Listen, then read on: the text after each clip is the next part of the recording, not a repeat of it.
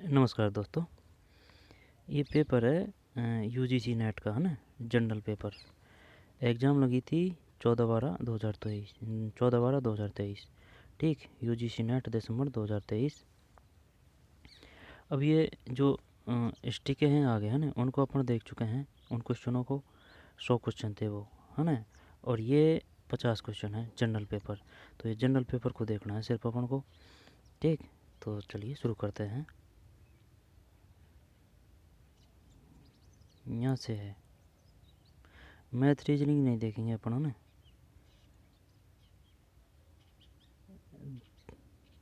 32 में 1 है, 32 में 1 है। फिर 33 में 4 है। डायरेक्ट जीके पे चलते हैं ना, किस प्रकार के क्वेश्चन आते हैं। आंसर बता ही देता हूँ। 33 में 4 है।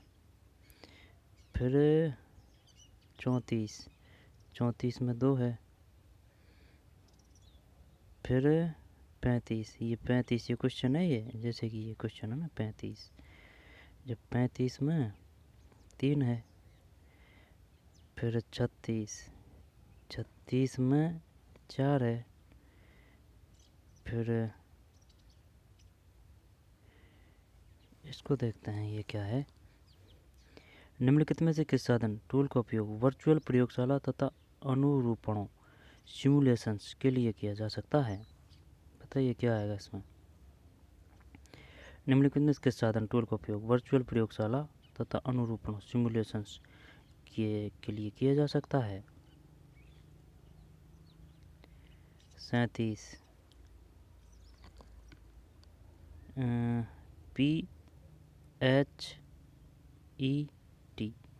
PHET interactive simulations, PHET interactive simulations, PHET interactive simulations. ठीक, निम्न में के साधन यानी टूल का उपयोग वर्चुअल प्रयोगशाला तथा अनुरूपणों सिमुलेशंस के लिए किया जा सकता है। PHET interactive simulations. स्वयं निर्देशित अधिगम के प्रति विद्यार्थी की प्रतिबद्धता, संलग्नता और अध्यावसाय के लिए निम्नलिखित में कौन सा प्रेरक बल है? जब 38 में 2 है, 38 में 2 है। अभिप्रेरणा। स्वयं निर्देशित अधिगम के प्रति विद्यार्थी की प्रतिबद्धता, संलग्नता और अध्यावसाय के लिए निम्नलिखित में कौन सा प्रेरक बल है? अभिप्रेरणा। आसक्ति ये नहीं है, अधिसंज्ञान ये नहीं है, मूल्य अभिप्रेरणा। सही बात है ना। 38 में 2। स्वयं निर्देशित अधिगम के प्रति विद्यार्थी की प्रतिबद्धता, संलग्नता और अध्यावसाय के लिए निम्नलिखित में कौन सा प्रेरक बल है? अभिप्रेरणा। फिर निष्क्रिय शैली, नीचे 2 कथन दिए गए हैं। निष्क्रिय शैली द्वंद्व से निपटने का एक तरीका है जिसमें लोग अनिश्चयात्मक और विनम्र होते हैं और दूसरों को यह ज्ञात नहीं होने देते कि वे क्या चाहते हैं। छल योजनात्मक शैली द्वंद्व से निपटने का एक तरीका है जिसमें लोग अपने लिए दूसरों को दोषी महसूस कराकर वह प्राप्त करने का प्रयास करते हैं वो जो चाहते हैं। दोबारा से, है ना। निष्क्रिय शैली द्वंद्व से निपटने का एक तरीका है। निष्क्रिय शैली द्वंद्व से निपटने का एक तरीका है जिसमें लोग अनिश्चयात्मक और विनम्र होते हैं और दूसरों को यह ज्ञात नहीं होने देते कि वे क्या चाहते हैं। छल योजनात्मक शैली द्वंद्व से निपटने का एक तरीका है जिसमें लोग अपने लिए दूसरों को दोषी महसूस कराकर वह प्राप्त करने का प्रयास करते हैं जो वे चाहते हैं। शायद ये दोनों ही सही है। कौन सा है? 39 में 1 कर दोनों सही है। सही बात है ना। निष्क्रिय शैली द्वंद्व से निपटने का एक तरीका है जिसमें लोग अनिश्चयात्मक और विनम्र होते हैं और दूसरों को यह ज्ञात नहीं होने देते कि वे क्या चाहते हैं। छल योजनात्मक शैली द्वंद्व से निपटने का एक तरीका है जिसमें लोग अपने लिए दूसरों को दोषी महसूस कराकर वह प्राप्त करने का प्रयास करते हैं जो वह चाहते हैं। जिन विद्यार्थियों ने टाइपराइटर पर टंकण करना सीखा है, जब इस कौशल का अंतरण कंप्यूटर कीबोर्ड पर टंकण करने के लिए करते हैं तो यह किस प्रकार के अधिगम का उदाहरण है? जिन विद्यार्थियों में टाइपराइटर पर टंकण करना सीखा है, ठीक है, जब इस कौशल का अंतरण कंप्यूटर कीबोर्ड पर टंकण करने के लिए करते हैं तो यह किस प्रकार का? ये वो है धनात्मक। धनात्मक नहीं है तो निकट, निम्न, ये निकट, ये निम्न तो नहीं आएगा। उच्च मार्ग, दूर, ये निकट आना चाहिए। निकट को क्या बोलते हैं? Near transfer. यहाँ पर फार ट्रांसफ़र, हाई रोड ट्रांसफ़र, ये 2 हैं या 3 है? 3 करते हैं इसमें ना। 40 में 3 सही है भाई। निकट अंतरण, ठीक, निकट अंतरण। आगे चलते हैं। निम्न में कौन सा कारक एक प्रभावी अधिगम वातावरण सृजित करने में महत्वपूर्ण भूमिका निभाता है? निम्नलिखित में से कौन सा कारक एक प्रभावी अधिगम वातावरण सृजित करने में महत्वपूर्ण भूमिका निभाता है? शिक्षक की अर्हता, अनुदेशनात्मक सुविधाओं की उपलब्धता, विदेशी भाषा के प्रयोग और पहुंच, अभिजात वर्ग के। ये है, ये कोई भी कर देगा इसको तो। 41 में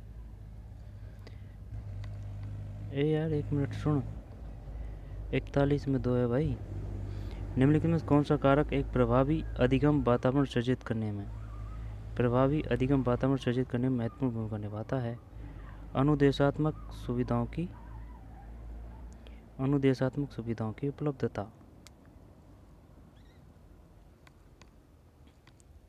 अनुदेशात्मक सुविधाओं की उपलब्धता, इसको क्या बोलते हैं?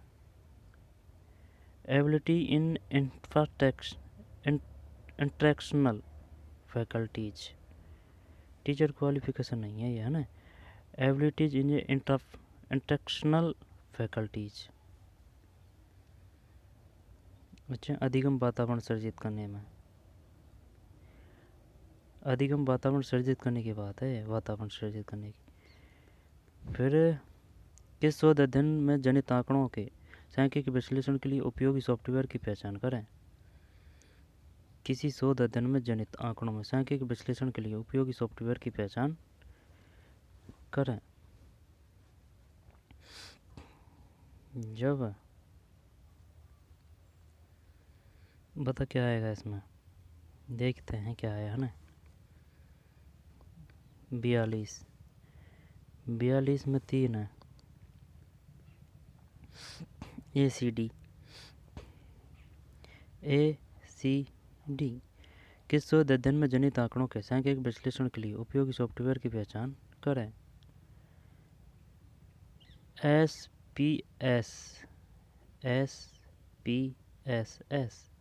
SPSS, ठीक है। मिनीटैब, ठीक है। R, SPSS, ये सही है। SPSS, मिनीटैब और R। पता नहीं है भाई, समझ में भी नहीं आ रहा है ना। किस शोध अध्ययन में चयनित आंकड़ों के सांख्यिकीय विश्लेषण के लिए उपयोगी सॉफ्टवेयर की पहचान करें? 42 में 3 है। AC कौन सा होया?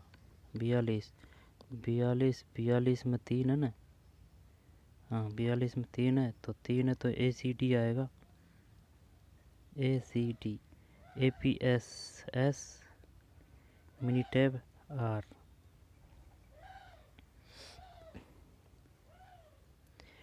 नीचे 2 कथन दिए गए। सामाजिक विज्ञान शोध में परिमाणात्मक विषय वस्तु विश्लेषण एक बहुत पारदर्शी शोध विधि है। परिमाणात्मक विषय वस्तु विश्लेषण प्राय एक बाधक विधि के रूप में संदर्भित होता है। आंसर देखते हैं।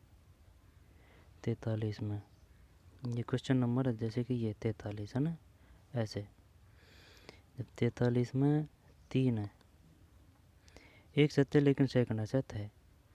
सामाजिक विज्ञान शोध में परिमाणात्मक विषय वस्तु विश्लेषण एक बहुत पारदर्शी शोध विधि है। सामाजिक विज्ञान शोध में परिमाणात्मक विषय वस्तु विश्लेषण एक बहुत पारदर्शी शोध विधि है। सामाजिक विज्ञान शोध में परिमाणात्मक विषय वस्तु विश्लेषण एक बहुत पारदर्शी शोध विधि है। दोबारा देख ले। सामाजिक विज्ञान बोध में परिमाणात्मक विषय वस्तु विश्लेषण एक बहुत पारदर्शी शोध विधि है।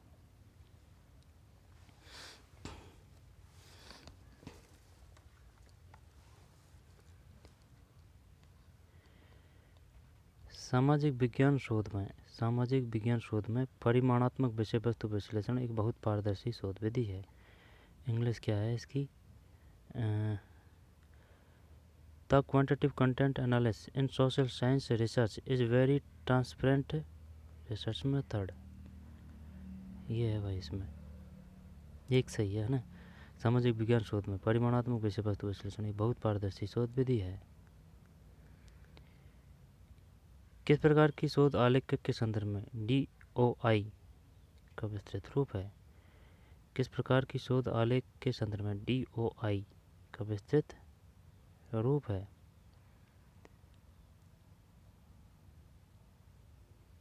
पता नहीं भाई। 44 में 2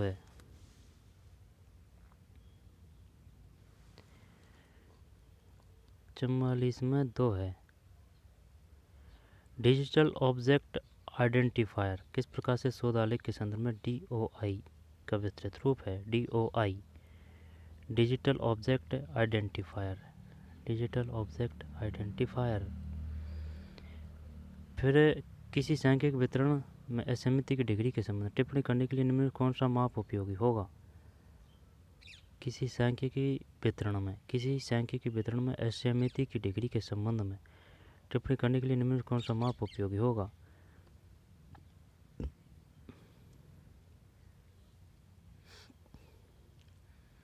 किसी सांख्यिकी वितरण में असमिति की डिग्री के संबंध में टिप्पणी करने के लिए निम्न में कौन सा माप उपयोगी होगा? 45 में 4 है।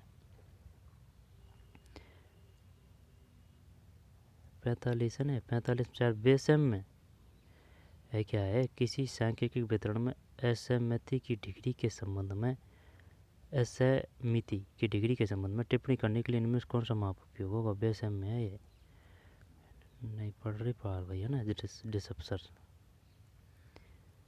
डिस्पर्सन परिप्रेक्षण ऊपर होके जा रही है। निम्न में कौन सा शब्द अकादमी लेखन में प्रयुक्त? देखिए वाइड संक्षिप्त के अर्थ का सही प्रतिनिधित्व करता है। 46 में 3 है। संदर्भ निम्न में कौन सा शब्द अकादमिक लेखन में प्रयुक्त? देखिए वाइड संक्षिप्त के अर्थ का सही प्रतिनिधित्व करता है। निम्न में कौन सा शब्द अकादमिक लेखन में प्रयुक्त? देखिए वाइड BIDE संक्षिप्त के अर्थ का सही प्रतिनिधित्व करता है। 46 में 3 है। संदर्भ और माध्यम के साथ एक प्रकार की आसक्ति की संकल्पना किस रूप में की जा सकती है? माध्यम के साथ एक प्रकार की आसक्ति की संकल्पना। इंग्लिश देखें क्या जो कुछ समझ में आए हैं? A kind of a fractional which a medium itself is a conceptually as hypermediance, immediacy, media tendency, multimedency। देखते हैं भाई क्या है इसमें। 47 में 1 है। अति माध्यमता। सामान्य साइबर स्पेस की तुलना एक प्रकार के इलेक्ट्रॉनिक 48 4 है। खुला स्थान से की जाती है। सामान्यतः साइबर स्पेस की तुलना एक प्रकार के इलेक्ट्रॉनिक खुला स्थान से की जाती है। सामान्यतः साइबर स्पेस की तुलना एक प्रकार के इलेक्ट्रॉनिक खुला स्थान से की जाती है। संप्रेषण के संबंध में निम्नलिखित में से कौन से कथन सत्य हैं?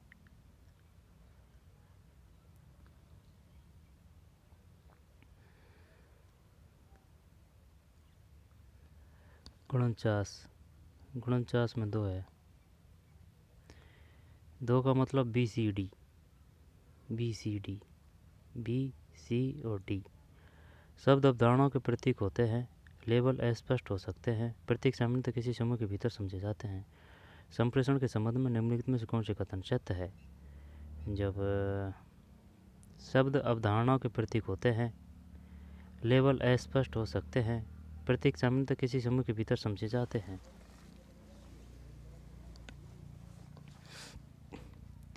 संप्रेषण के संबंध में निम्नलिखित में से कौन से कथन सत्य हैं? शब्द अवधारणाओं के प्रतीक होते हैं, ठीक है। शब्द लेबल अस्पष्ट हो सकते हैं, प्रतीक सामान्यतः किसी समूह के भीतर समझे जाते हैं, प्रतीक सामान्यतः किसी समूह के भीतर समझे जाते हैं। नीचे दो कथन दिए गए हैं। संप्रेषण लोगों के सांस्कृतिक आचरण को प्रदर्शित नहीं कर सकता। संप्रेषण सामाजिक जीवन के निर्माण के लिए एक अंतर्भूत प्रथा है। दोनों सही कर दें क्या इसमें? 50 में 4, एक गलत है लेकिन सेकंड सही है। ये गलत है, ये सही है। संप्रेषण लोगों के सांस्कृतिक आचरण को प्रदर्शित नहीं कर सकता। संप्रेषण लोगों के सांस्कृतिक आचरण को प्रदर्शित नहीं कर सकता है ना। संप्रेषण सामाजिक जीवन के निर्माण के लिए एक अंतर्भूत प्रथा है, ठीक। नीचे दो कथन दिए गए। संप्रेषण एक सामाजिक प्रक्रिया है जिसमें लोग अपने स्वयं के वातावरण में अर्थ निर्धारण करने के लिए प्रतीकों का उपयोग करते हैं। लोग और उनके बीच परस्पर क्रियाएं संप्रेषण प्रक्रिया का हिस्सा नहीं होती, क्योंकि संप्रेषण सामाजिक नहीं। ये गलत है ना, एक सही होना चाहिए इसमें। कौन सा या 51 में 3, एक सही है लेकिन सेकंड गलत है। संप्रेषण एक सामाजिक प्रक्रिया है जिसमें लोग अपने स्वयं के वातावरण में अर्थ निर्धारण करने के लिए प्रतीकों का उपयोग करते हैं। लोग और उनके बीच संप्रेषण प्रक्रिया का हिस्सा होती है, क्योंकि संप्रेषण सामाजिक हो सकता है। एक कार 50 किमी है ना, जब ये 52 में 2 है, 52 में 2 है, और 53 में 4 है, फिर 54 में 2 है, फिर 55 में 1 है, फिर 56 में 2 है, और निम्न में से कौन से कथन इस तरह से संबंध है कि वे दोनों सत्य नहीं हो सकते, नहीं दोनों असत्य हो सकते हैं। ये रीजनिंग ये है ना। 57 में 2 है, बी और डी। फिर 58 निम्न में कौन से कथन तार्किक रूप से इस कथन के समतुल सभी आयत बहुभुज है। 58 में 2 है। गुण सेट निम्नलिखित पदों को गुणार्थ के आरोही क्रम में व्यवस्थित कीजिए। गुणार्थ जब गुण सेट में 1 है, जब यानी कि सबसे ज़्यादा उपयोगी कौन सा है ना। जब आरोही क्रम में निम्नलिखित पदों को गुणार्थ के आरोही क्रम में व्यवस्थित कीजिए। जब दुग्ध उत्पाद, फिर तीखा मृद पनीर, नहीं ये नहीं है। दुग्ध उत्पाद, फिर पनीर, फिर मृदु पनीर, फिर तीखा मृदु पनीर। दुग्ध उत्पाद के बाद में पनीर, दुग्ध उत्पाद के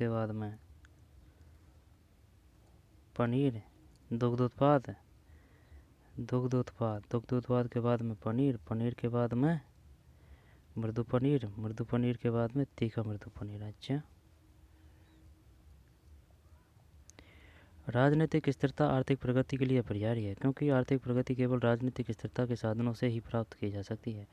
उपयुक्त कथन कौन सा अनार्किक तर्क दोष है? 60 में 4 है भाई, 60 में आत्माश्रय दोष। राजनीतिक स्थिरता आर्थिक प्रगति के लिए अपरिहार्य है। राजनीतिक स्थिरता, स्थिरता की बात कर रहा है, न कि अस्थिरता की। राजनीतिक स्थिरता आर्थिक प्रगति के लिए अपरिहार्य है, क्योंकि आर्थिक प्रगति केवल राजनीतिक स्थिरता के साधनों से ही प्राप्त की जा सकती है। आत्माश्रय दोष। नीचे दो कथन दिए गए हैं। इस प्रतिज्ञप्ति पहाड़ी पर आग है क्योंकि यह गेय है, में अनियमित मध्य का तर्क दोष है। इस प्रतिज्ञप्ति ध्वनि शाश्वत है क्योंकि यह श्रव्य है, में अनियमित मध्य का तर्क दोष है। 61 में एक है, एक कथन दोनों सही है। गूगल एक वेब सर्च इंजन है जबकि गूगल क्रोम वेब ब्राउज़र है। सही है। माइक्रोसॉफ्ट एक वेब सर्च इंजन है। माइक्रोसॉफ्ट एज एक वेब सर्च इंजन है जबकि माइक्रोसॉफ्ट बिंग एक वेब ब्राउज़र। ये गलत है, ये सही होना चाहिए। 65 में एक सही है लेकिन सेकंड गलत है। गूगल एक वेब सर्च इंजन है जबकि गूगल क्रोम वेब ब्राउज़र है।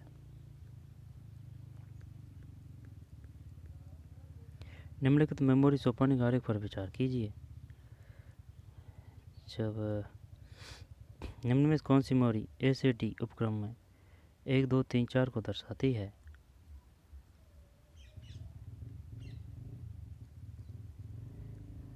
63 में 4 है। DCBA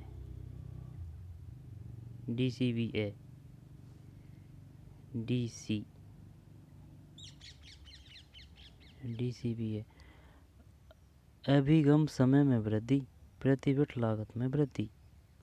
ये इधर जा रहा है ना, प्रतिबिट लागत में वृद्धि, अधिगम समय में वृद्धि। ACD बताना है अपनों को ना। ACD तो 4 का मतलब ये, 3 का मतलब ये, 2 का मतलब यहाँ पर ऊपर से आ रहा है कैश मेमोरी, फिर सेकंड में सॉलिड स्टेट स्टोरेज, थर्ड में ऑप्टिकल डिस्क, चौथा क्या है इसमें भाई साहब 63 में 4 है। 4 है ये DCBA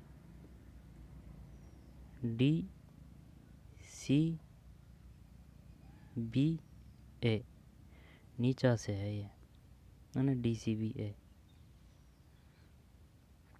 optical disk storage, solid state storage, cache memory.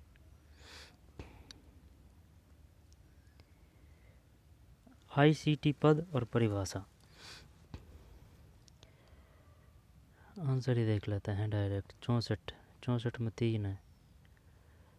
2 4 1 3, 2 4 1 3।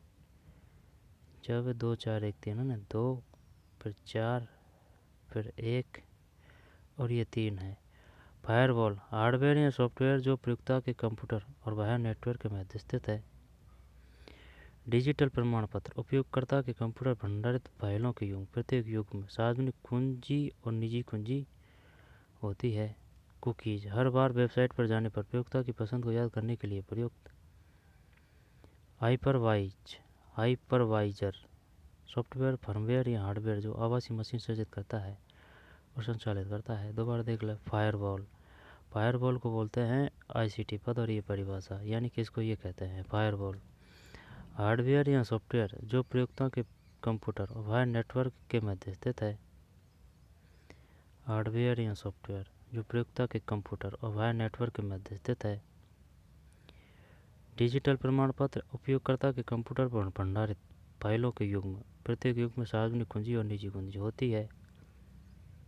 Cookies हर बार वेबसाइट पर जाने पर प्रयोक्ता की पसंद को याद रखने के लिए प्रयुक्त।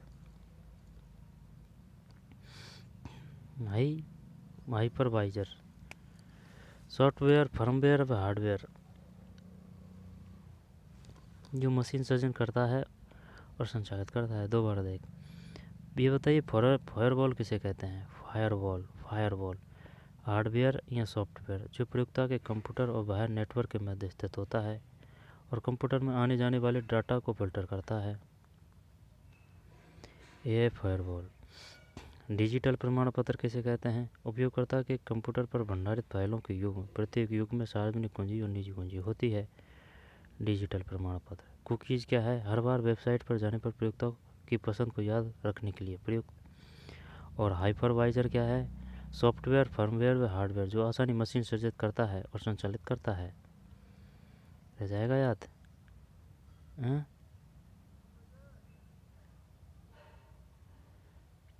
ठीक, हाइपरवाइजर।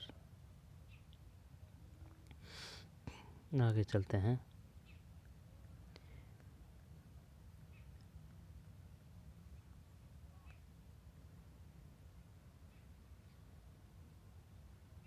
यह कौन सा है? 65। 65 में 4 है। फिर विभिन्न संख्या प्रणाली के संदर्भ में 2 कथन दिए गए हैं। कथन जब यहाँ में कहीं है 66 में 3 है। फिर 67 में 4 है। 67 में 4 है। 67 ही है ना? ये 67 ही है। फोटोवोल्टिक सेल प्रत्यावर्ती धारा AC उत्पन्न करते हैं। फोटोवोल्टिक सेल प्रत्यावर्ती धारा AC उत्पन्न करते हैं। फोटोवोल्टिक सेल सीधे प्रकाश सूर्य से उद्भासित होते हैं, अतः जब तापमान में वृद्धि होती है तब सेल के आर पार रिसाव बढ़ जाता है। कथन एक गलत है लेकिन कथन सेकंड सही है। यानी कि भैया 67 में 4 है। 67 में 4 है।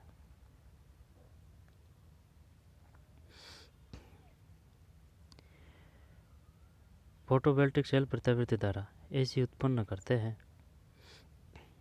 फोटोवोल्टिक सेल सीधे प्रकाश सूर्य से उद्भासित होते हैं, अतः जब तापमान में वृद्धि होती है तब सेल के आर पार रिसाव बढ़ जाता है। फोटोवोल्टिक सेल प्रत्यावर्ती धारा AC उत्पन्न फोटोवोल्टिक सेल प्रत्यावर्ती धारा AC उत्पन्न करते हैं। एक गलत है तो चलो इसको हटा दिया है ना, तो ये DC करता होगा और क्या है, AC की जगह DC करता होगा। फोटोवोल्टिक सेल सीधे प्रकाश सूर्य से उद्भासित होते हैं, अतः जब तापमान में वृद्धि होती है तब ये सेल के आर पार रिसाव बढ़ जाता है। फोटोवोल्टिक सेल शायद ये सौर ऊर्जा की बात है। सौर ऊर्जा में काम में लिए जाते हैं फोटोवोल्टिक सेल, है ना। ये ना AC नहीं, ये DC करेंगे। AC तो जो अपने घर में काम में लेते हैं ना अपन, लाइट वगैरह जो अपने घर में जो कनेक्शन आता है वो AC आता है ट्रांसफार्मर से। ठीक, ये वो है फोटोवोल्टिक। निम्नलिखित में कौन से तत्वों का योग सुपोषित यूट्रोफिकेशन प्रक्रिया के लिए सर्वाधिक महत्वपूर्ण है? 68 में 2 है। निम्न में कौन से तत्वों का योग सुपोषित यूट्रोफिकेशन प्रक्रिया के लिए सर्वाधिक महत्वपूर्ण है? नाइट्रोजन फास्फोरस है। 68 में 2 नाइट्रोजन और फास्फोरस। निम्न में कौन से तत्वों का योग सुपोषित, है ना, समझ में आ रही है बात? निम्नलिखित में कौन से तत्वों का योग सुपोषित यूट्रोफिकेशन प्रक्रिया के लिए सर्वाधिक महत्वपूर्ण है? Nitrogen phosphorus. 68 में 2 है नाइट्रोजन फास्फोरस। फिर गुणोत्तर में 4। जल शोधन में मानक स्कंदक है 69 4। फटकारी एलम जल शोधन में मानक स्कंदक है। फटकारी एलम जल शोधन में मानक स्कंदक है।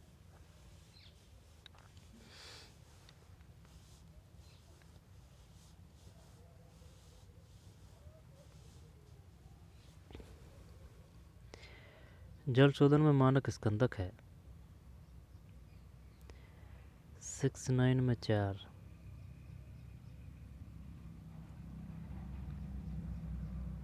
पता नहीं है भाई। जल शोधन मानक इसके अंदर फिट करी एलम 70।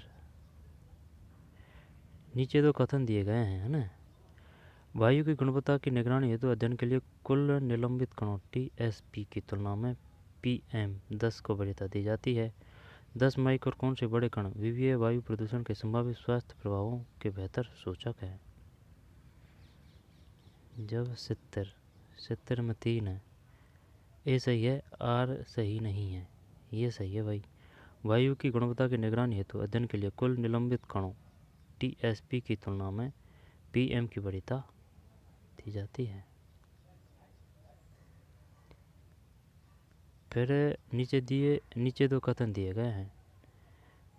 71 में 2 है। कथन 1 और 2 दोनों ही गलत है, तो जाने दे, दोनों ही गलत है। तो रिक्टर स्केल न केवल भूकंप की तीव्रता का मापन करता है बल्कि लोगों पर इसके प्रभाव का भी मापन करता है। नहीं, लोगों पे प्रभाव को नहीं कर सकता ये।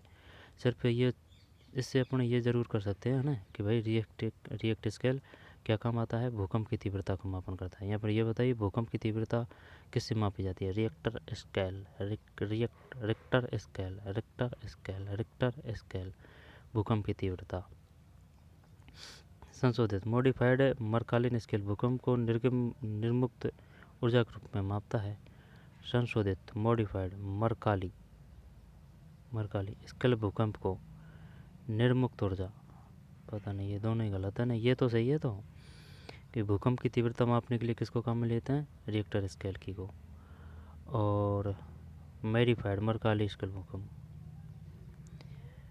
फिर निम्न में कौन सा मुक्त विश्वविद्यालय राष्ट्रीय शिक्षा नीति 1986 के अनुसार स्थापित किया गया? 72 में 2 है। इंदिरा गांधी राष्ट्रीय मुक्त विश्वविद्यालय दिल्ली। फिर प्राचीन भारत में निम्न में कौन से विश्वविद्यालयों में प्रत्येक के अधीन 6 कॉलेज थे और उनके बीच विचारों का बहुत आदान प्रदान हुआ? नालंदा तक्षशिला कर दें? 73 में 2, यानी कि बी और डी ये है भाई, नालंदा और तक्षशिला। दोबारा देख लें। प्राचीन भारत में निम्नलिखित में से कौन से विश्वविद्यालयों में प्रत्येक के अधीन 6 कॉलेज थे और उनके बीच विचारों का बहुत आदान प्रदान हुआ? यानी कि एक के अंडर में 6, प्रत्येक के अधीन 6 कॉलेज थे, उनके बीच विचारों का बहुत आदान प्रदान हुआ। एक तो नालंदा है। नालंदा कहाँ है? बिहार। और विक्रमशिला कहाँ है? तक्षशिला कहाँ है?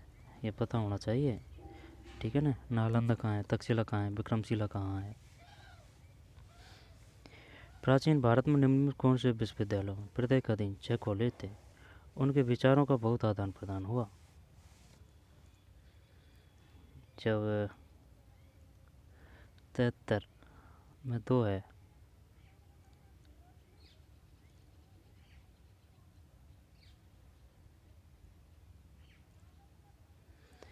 नालंदा, विक्रमशिला, प्रत्येक के अधीन 6 कॉलेज थे, उनके बीच विचारों का बहुत आदान प्रदान हुआ। 6 कॉलेज थे। नहीं, नालंदा के अंदर 6, विक्रमशिला के 6। जब इनका आपस में आदान प्रदान होते थे हैं नॉलेज वगैरह, नालंदा विक्रमशिला। तो तक्षशिला कहाँ है? श्रीधान्य कटक क्या है? श्रीधान्य कटक भी एक विश्वविद्यालय है, श्रीधान्य कटक। नालंदा बिहार में है। विक्रमशिला पता नहीं है। तक्षशिला अफगानिस्तान तो नहीं है, पता नहीं है यार भाई। बी और डी, नालंदा और विक्रमशिला। 74 भारत के निम्नलिखित विश्वविद्यालयों को उनकी स्थापना के कालक्रम अनुसार रखें। स्थापना के कालक्रम अनुसार यानी कि पहले किसकी स्थापना हुई और बाद में किसकी हुई? जब 74 में 2 है। 2 का मतलब है EBCD, ये है आंसर, है ना। जब पहले ये है कलकत्ता, सही है। पूछता है वो, बताइए निम्नलिखित में से किस विश्वविद्यालय की सबसे पहले स्थापना हुई थी? कलकत्ता फर्स्ट है। कलकत्ता फर्स्ट है। फिर दिल्ली विश्वविद्यालय, फिर नागपुर विश्वविद्यालय, फिर आंध्र विश्वविद्यालय, फिर आगरा विश्वविद्यालय। जब कलकत्ता विश्वविद्यालय के बाद में दिल्ली विश्वविद्यालय, कलकत्ता के बाद में दिल्ली, कलकत्ता विश्वविद्यालय के बाद में दिल्ली के बाद में नागपुर के बाद में आंध्र के बाद में आगरा विश्वविद्यालय। ठीक है भाई, ध्यान रखेंगे, है ना। पहले कलकत्ता है। आयोग, समिति और फोकस क्षेत्र, चल करते हैं ना, बताते हैं ये पहले अगर हो जाता है तो। शेडलर आयोग भारत में विश्वविद्यालय की शिक्षा, भारत में शिक्षा पर व्यापक रिपोर्ट। कलकत्ता विश्वविद्यालय का कार्यकरण, राधाकृष्णन है ना सबसे पहले है, और राधाकृष्णन सबसे पहले कलकत्ता विश्वविद्यालय की स्थापना की गई थी। चलिए यही करते हैं। सी में 4 देख, सी में 4 तो क्या 3 है इसमें? क्या 3 है? क्या 75 में? 75 में नहीं है भैया, 75 में 4 है। 4 का मतलब है उल्टा से चल रहा है ना। 4 3 2 1, 4 3 2 1,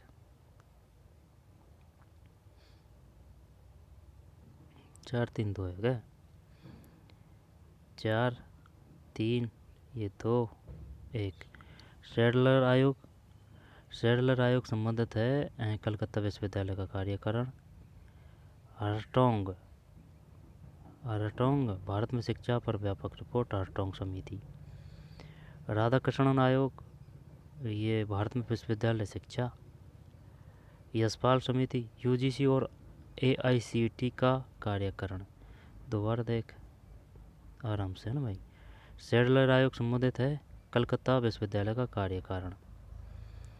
हरटोंग समिति, भारत में शिक्षा पर व्यापक रिपोर्ट। बताइए वह कौन सी समिति थी जिसने भारत पर शिक्षा पर व्यापक रिपोर्ट प्रस्तुत की? हरटोंग समिति। राधाकृष्ण आयोग भारत में विश्वविद्यालय शिक्षा, ये विश्वविद्यालय शिक्षा की सबसे पहले बात कर रहा है, तो ये अपन ने ऐसे याद कर रखा है भाई, राधा और कृष्ण यानी भगवान जी का नाम है ना सबसे पहले, तो वही है भारत में विश्वविद्यालय शिक्षा, राधाकृष्ण आयोग। राधाकृष्ण ही सबसे पहले अध्यक्ष बने थे।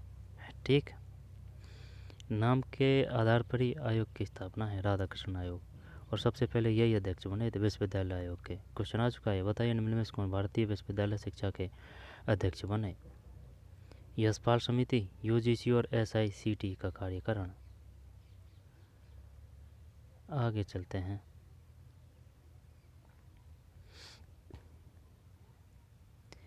भारत जैसे देश में उच्च शिक्षा का वित्त पोषण संसाधनों की उपलब्धता और अन्य वित्तीय निहितार्थों पर निर्भर करता है। उच्च शिक्षा का वित्त पोषण संसाधनों की उपलब्धता और अन्य वित्तीय निहितार्थों पर निर्भर करता है। राष्ट्रीय शिक्षा नीति 2020 के अनुसार उच्च शिक्षा का निधियन एवं वित्तीयन भारत के उच्च शिक्षा आयोग के द्वितीय अंक अर्थात उच्च शिक्षा अनुसंधान परिषद द्वारा किया जाएगा। आंसर क्या है इसमें? 76 में 3 है, यानी कि एक सही है लेकिन सेकंड गलत है। ये सही है भाई। भारत जैसे देश में उच्च शिक्षा का वित्त पोषण संसाधनों की उपलब्धता और अन्य वित्तीय निहितार्थों पर निर्भर करता है।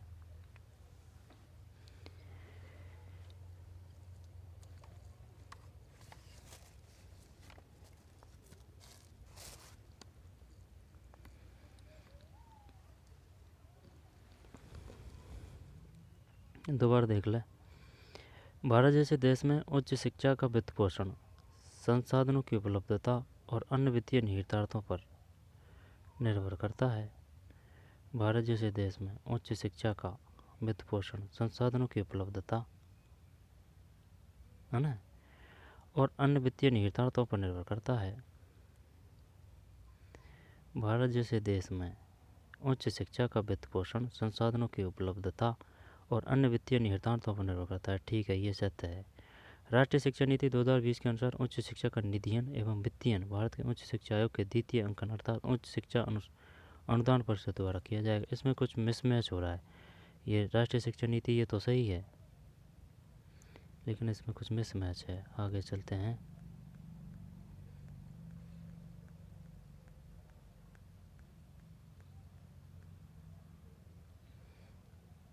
इसको देखते हैं शानदार गद्यांश से। टाइगर रिजर्व हमारे पर्यटन उद्योग का एक महत्वपूर्ण हिस्सा है। भारत में 42 घोषित टाइगर रिजर्व है। कितने? 42। अब ये क्वेश्चन आ सकता है। बताइए भारत में कितने टाइगर रिजर्व हैं? 40 है, 41 है, 42 है या फिर 45 है? 42। ठीक, भारत में 42 घोषित टाइगर रिजर्व है, जिन्हें सामान्यतः राज्य वन विभाग द्वारा संचालित किया जाता है। भारतीय टाइगर, जिसे बंगाल टाइगर के रूप में जाना जाता है, भारत का राष्ट्रीय पशु है। क्या है भारत का राष्ट्रीय पशु? बंगाल टाइगर। ठीक है ना, बंगाल टाइगर। इसका वैज्ञानिक नाम पैंथेरा टाइग्रिस है। दो वेरे नाम है ना, पैंथेरा यानी पैंथेरा कुल का है, पैंथेरा कुल का है, और टाइग्रिस है, पैंथेरा टाइग्रिस। बाघों का रिजर्व में रखरखाव उनके वैज्ञानिक, आर्थिक, सौंदर्यपरक, सांस्कृतिक और पारिस्थितिक मूल्यों के कारण किया जाता है। उन्हें लोगों की शिक्षा और आनंद के लिए राष्ट्रीय विरासत के रूप में रखा जाता है। परंतु हाल के वर्षों में टाइगर पैटर्न अवैध शिकार के कारण बाघों की हत्या में तेजी से हो रही वृद्धि की वजह से मुश्किल मुद्दा हो गया है। यह न केवल पर्यटन विभाग बल्कि विभिन्न वन्यजीव संगठनों और अन्य शासी निकायों के लिए भी चेतावनी है, क्योंकि सरकार ने पर्याप्त प्रवर्तन अनुक्रिया और अन्वेषणों को क्रियान्वित करने में विफल रही है। विगत वर्षों में वन्यजीव संबंधी अपराधों में वृद्धि हुई है। आजकल ऐसे कुछ कार्यकर्ता और पर्यावरणविद है ना, पर्यावरणविद है, जो वन्यजीव रिजर्व तक सार्वजनिक पहुंच पर पूर्ण प्रतिबंध लगाने की मांग कर रहे हैं।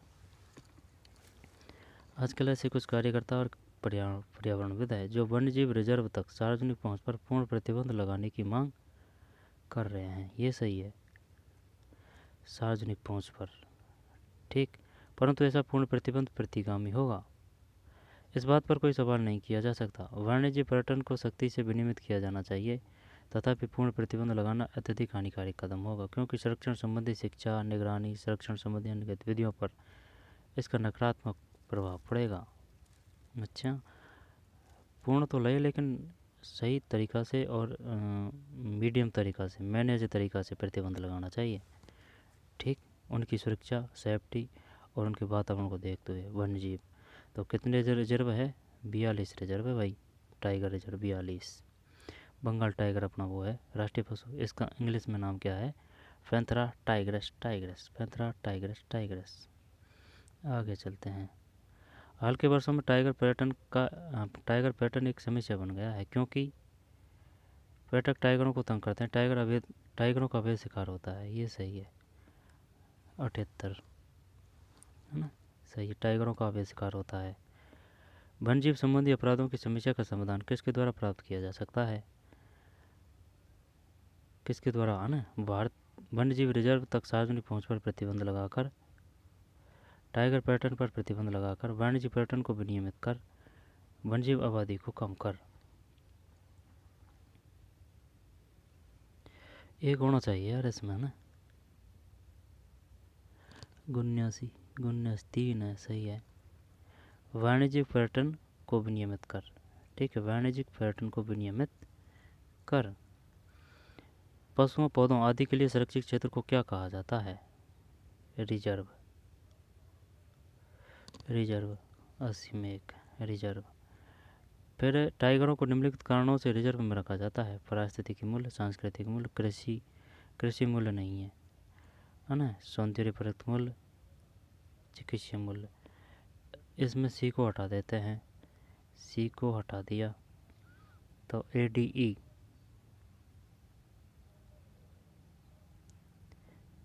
AV और T, यहाँ पर ADE। चल 4 करते हैं। 81 में एक है, 81 में एक है भाई। AVD, पारिस्थितिकी मूल्य, सांस्कृतिक मूल्य और सौंदर्य परक मूल्य। टाइगरों को निम्नलिखित कारणों से रिजर्व में रखा जाता है: पारिस्थितिकी मूल्य, सांस्कृतिक मूल्य, सौंदर्य परक मूल्य।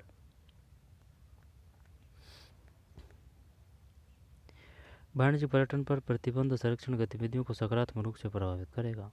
पैंथेरा टाइग्रिस भारत का राष्ट्रीय पशु है। ये तो सही है। वाणिज्य पर्यटन पर प्रतिबंध संरक्षण गतिविधियों को